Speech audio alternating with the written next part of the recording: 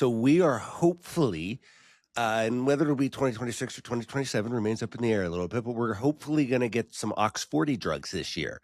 So, right, there's the two different drugs. There's rocatinlimab, which is from Amgen, and then there's amlitelimab, which I think I'm saying that correct, which is from Sanofi. Amlitelimab binds to like the Ox40 ligand, and rocatinlimab I think binds to Ox40. So they inhibit the same pathway. But what's fascinating about these drugs, what's so cool about them, is when we think biologics, we think about stuff that's blocking a cytokine. Yeah.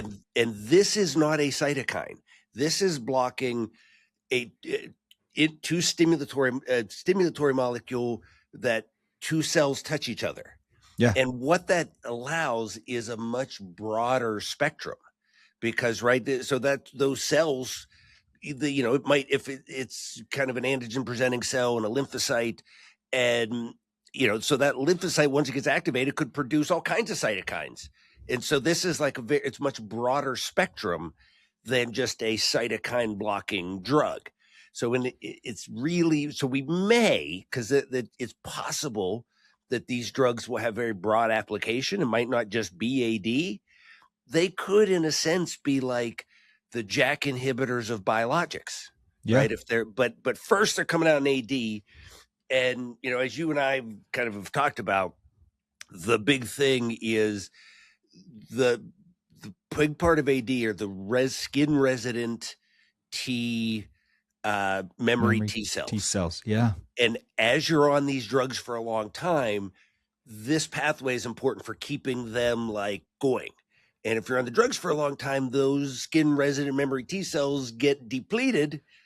And it may be like I phrase it to patients, this drug might retrain your immune system so that after you're on it for, a year, 2 years, whatever, we might be able to take you off it and you'll stay better for years.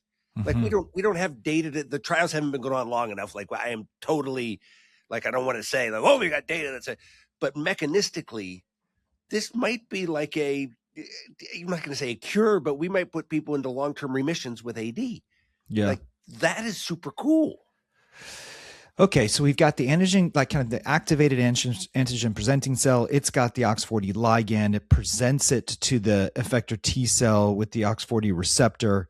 Those two combine to cause a essentially activated T cell population that releases tons of cytokines, but it's super upstream, right? As you mentioned, super upstream, kind of like TNF alpha in psoriasis, too, super upstream. And so we get, maybe there can be some safety issues with that. I always think upstream disease modification, but more safety issues, downstream, much more specific, and maybe fewer safety issues, but disease specific for sure. So first, Ted, thank you. I've never thought about it that way, and you are absolutely right. That's super useful kind of way to think about the upstream stuff.